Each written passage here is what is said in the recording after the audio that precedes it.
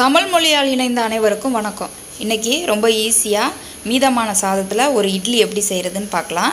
இந்த இட்லி செய்கிறதுக்கு நான் 1 கப்பு சாதம் எடுத்துருக்கிறேன். 1 கப் சாதத்துக்கு 1/4 கப் ரவை எடுத்துருக்கிறேன். நீங்கள் 1/2 கப் கூட சேர்த்துக்கலாம். இது வறுக்காத ரவை தான் எடுத்துருக்கிறேன். 2 டேபிள் ஸ்பூன் தயிர். இதை ஒரு மிக்சி ஜாரில் மாற்றிக்கலாம். மிக்சி ஜாரில் ரவையை போட்டுக்கலாம். ரவை வறுக்காத ரவை தான், சாதாரண ரவை தான்.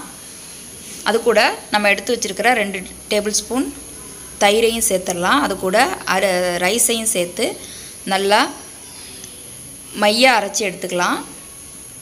நம்ம இட்லிக்கெலாம் எப்படி மாவு திக்காக இருக்கணுமோ அந்த அளவுக்கு அரைக்கணும். தண்ணி ரொம்ப அதிகமாக ஊற்றிடாமல் பார்த்து நிதானமாக அரைச்சி எடுத்துக்கோங்க.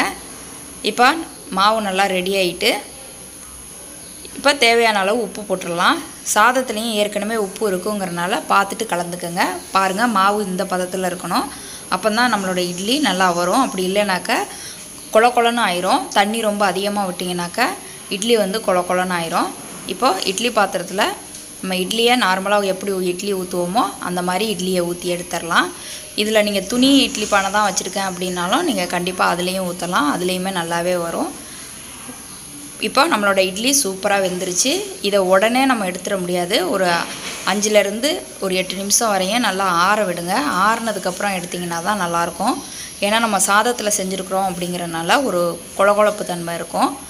பாருங்கள், இப்போ நல்லா இட்லி ஆறிடுச்சு. ஆறினோன்னு பாருங்கள் எவ்வளோ நல்லா இருக்குன்ட்டு. இதில் வேணுன்னா உங்களுக்கு சோடாப்பு வேணுனாலும் நீங்கள் சோடாப்பு சேர்த்துக்கலாம். பாருங்கள், சூப்பராக வந்திருக்கு. இட்லி ஊற்றும் போது நீங்கள் ரொம்ப மாவு வச்சு ஊற்றிடாதீங்க. அப்போ வலுவலுன்னு ஆயிரும்.